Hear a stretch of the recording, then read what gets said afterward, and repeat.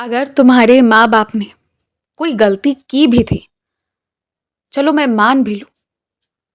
मैं तुम्हें ये नहीं कहता कि हाँ, कुछ गलतियाँ थी जो हुई थी, वो ठीक है, मैं मना नहीं कर रहा उससे। लेकिन वो उनका समय था, उनके कर्म थे, कुछ कर लिया उन्होंने।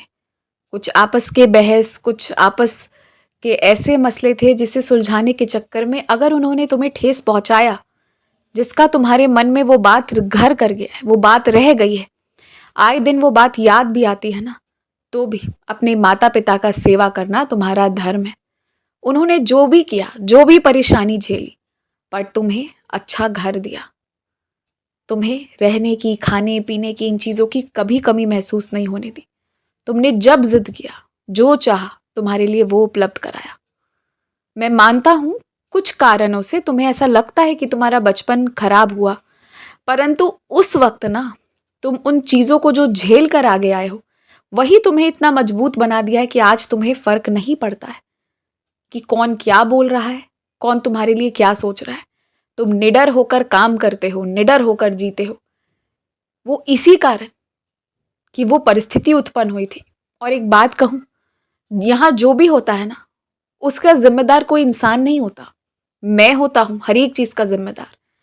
मुझे तुम्हें आगे लेकर जाना है। और तुम जो ये कहते हो ना कि सिखाने की जो प्रक्रिया होती है, जिसे तुम ट्रेनिंग कहते हो, तो बस वो ही मैं तुम्हें करा चुका हूं। वो मेरा तरीका था तुम्हें मजबूत बनाने का।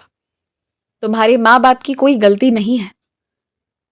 बस इसलिए अब मेरे कहने पर तुम जो भी रूठे हुए हो, जो भी तुम्हारे मन में उनको लेकर है बुरे भाव, उसे अब मन से निकाल दो। अब जब मैं कह रहा हूं तो मेरी बात तो मानोगे ना। तो जो भी है, अपने माता पिता, भाई बहन, रिश्तेदारों को लेकर सब निकाल दो। सारे गिले शिकवे अब दूर करो और अपने आप को आज़ाद करो। अपने सारे कर्म तरीके से करो और खुश होकर जियो। और मुझे एक और बात कहना है तुमसे। जो मैंने नए कपड़े दिलवा रखे हैं ना तुम्हें, वही पहनकर तुम मंदिर आना, अच्छे से एकदम तैयार होकर। और अकेले मत आना, अपने सारे दोस्तों को लेकर आना। जैसे सबको लेकर कहीं कुछ खाने पीने जाते हो ना, या कहीं घूमने जाते हो, ठीक उसी तरह सबों को लेकर मंदिर आना। आरती करना, झूमना, गाना जरूर करना। और जब ये हो जाए तो इसके पश्चात किसी अच्छी जगह सात्विक भोजन करके सब अपने अपने घर की ओर प्रस्थान करना। ये जरूर करना। जिस तरह सबके साथ झूमते गाते हो, वैसे ही सबको धार्मिक कार्यों में और ईश्वर में मन भी लगवाना आवश्यक है। तुम्हें अगर पूजा करने से कोई मना कर रहा है, किसी को लगता है कि इस वक्त पूजा करने की इतनी आवश्यकता नहीं है, या तुम समय बर्बाद कर रहे हो, ऐसा कोई कहता है ना, तो देखो वो घर के लोग हैं, उन्हें जो लगता है, जो वो समझे और जिस तरह से उन्होंने काम की और सफलता पाई है, वो उस आधार पर तुम्हें बता रहे हैं। तो तुम्हारा फर्ज यहाँ पर यह है ना कि तुम उनकी बातों को काटो मत और तुम पूजा भी करो। और वो ऐसे होगा ना कि कोई ज़रूरी नहीं है तुम मेरे सामने आकर बैठकर एकदम हाथ जोड़कर विनती करोगे तभी बात सुनी जाएगी।